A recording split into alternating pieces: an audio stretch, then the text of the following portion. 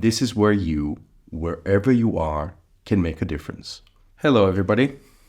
I am an Israeli, originally from Jerusalem. Like many, I was pretty horrified by the events of the past month, but I feel there's something missing in the discourse on YouTube. I'm here to tell you how to condemn Hamas, how you, around the world, can effectively advocate for a constructive way forward.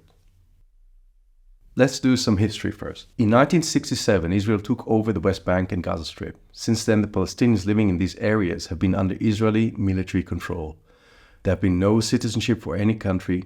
They do not have equal rights to Israelis, and whole generations of Palestinians have grown up not under any civilian rule that sees them as citizens, but under Israeli military rule that sees them as hostile, inferior subjects. In 1987, the First Intifada started. That ended with the Oslo Accords, the first time Israel recognized the existence of Palestinians at all. The occupation continued though, and so in the year 2000, the Second Intifada started.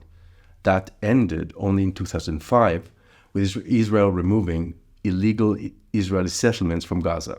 So let's make something clear. So far, historically, the only thing that achieved any kind of actual political change in the Israeli occupation is violence. I want to stress, this is not a justification for violence in any way. I certainly do not think that there is any justification for attacks on Israeli civilians. But this is simply a fact. The only things in the past to have given any kind of results in the fight for Palestinian freedom were violent actions.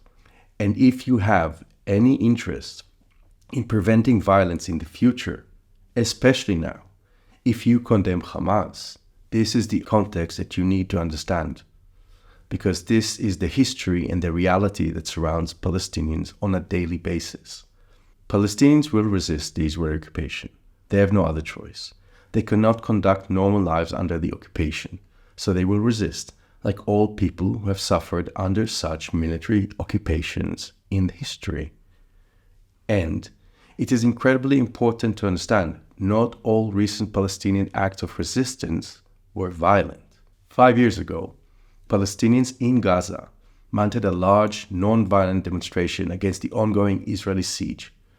Israel responded by putting snipers on the border who were shooting non-violent protesters with live bullets. At least 175 demonstrators were killed.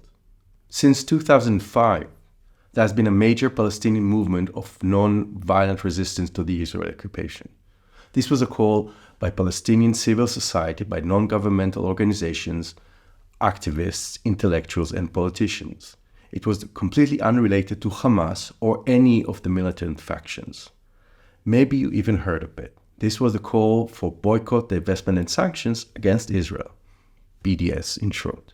This was a call for non-violent action, and yet in the US and in all sorts of European countries, calls for BDS have been delegitimized by mainstream pundits and politicians, and sometimes all but outlawed. I am not going to expand on this here, but I will say this. BDS is a call for boycott of the Israeli state as a means for resisting the occupation of Palestinians.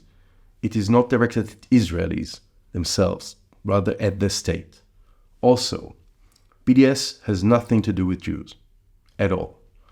BDS certainly has made an effort not to identify the state of Israel with the Jewish people.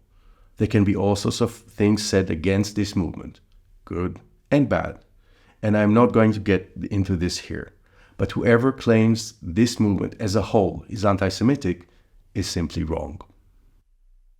Here's where you come in.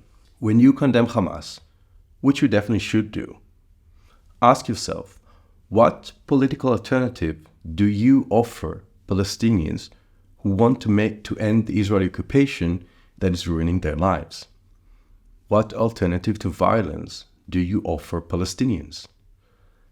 If you make a Palestinian path of non-violent resistance not viable, what exactly do you expect Palestinians to do? If your condemnation of Hamas does not include a support for Palestinians to resist without violence, for example, via BDS, then your condemnation is worthless. If you simply expect Palestinians to accept being second-class citizens in their homes, or worse, then any call of yours against Hamas is less than worthless. If you do not support Palestinian non-violent resistance, then congratulations. You are actively contributing to the political power of Hamas.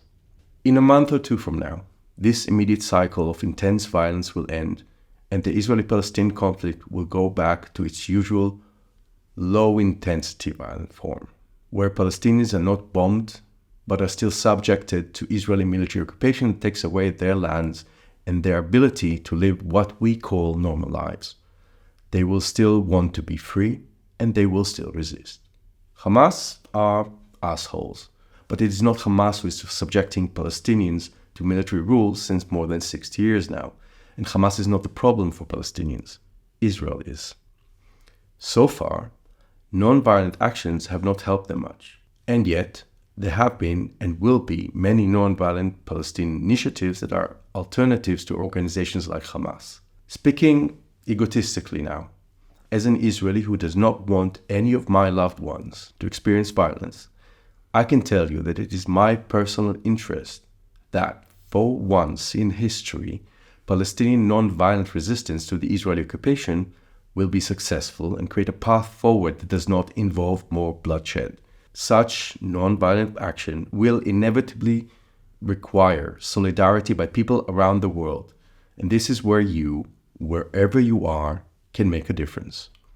Hamas had attacked civilians, and nobody should accept that. But when condemning this, we must give Palestinians a non-violent route for political change and freedom. Otherwise, we will be stuck in this shitty, unending circle of blood. This is it for now. I only scratched the surface here on a lot of subjects and didn't mention others. If this video does well, I might make more. Lots of people seem to not know how to approach the Israeli-Palestinian conflict because it's so complex. If you want me to expand on anything, like and leave a comment. The comment section, that's definitely going to be a lot of fun. Ciao for now.